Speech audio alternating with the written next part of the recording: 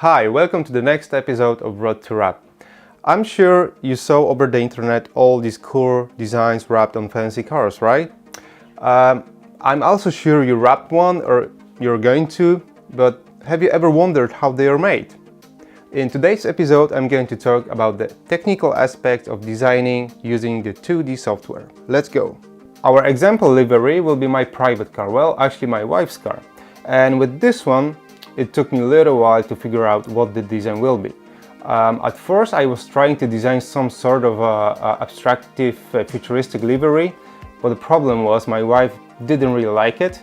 So I was okay, I will leave it for a couple of days. And I can clearly remember that it was Tuesday and it hit me big time. And I was like, okay, this is it. Very simple but catchy comic book design. And I was so happy about it that it took me about like 1 day straight to design it. And what's the best part of it, the most happy of our all was my daughter. Now let's dive into technical aspects. Beside a good idea, it's very important to have a good mock-up of the car or the template. And without those, it's very hard to do it right. But there is something else too, which on top of all is the most crucial part of the whole process. Proper measurements. When we talk about the proper measurements, we mean that all of the key sections have to be measured with the highest accuracy possible and then put into the software.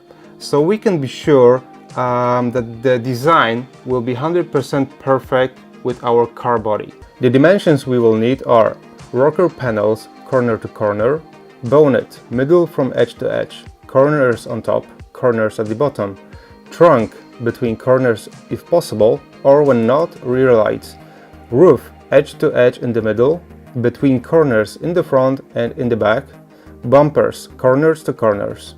It doesn't really matter what software you're going to use. The only thing which matters is the end result. So use what feels right for you. It's that simple. My software of choice is CorelDRAW. Maybe it isn't the most common tool for the things I do, but it was always there for me. My father used it in his sign-making company. It feels very intuitive, scaling and resizing bitmaps works great, and it doesn't eat CPU. You already know how to properly measure the car and how to apply the numbers in the software, but there is something more to it.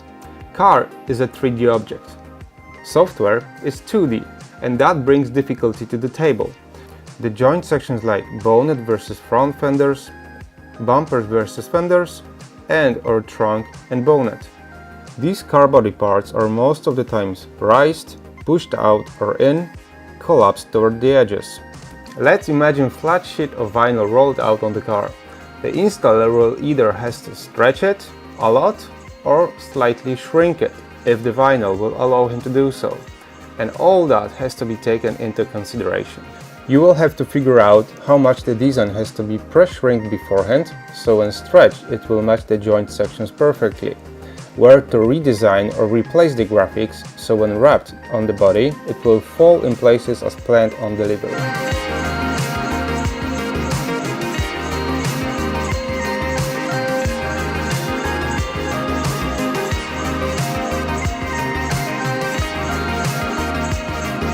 When I design, I do all I can to not complicate installer's job.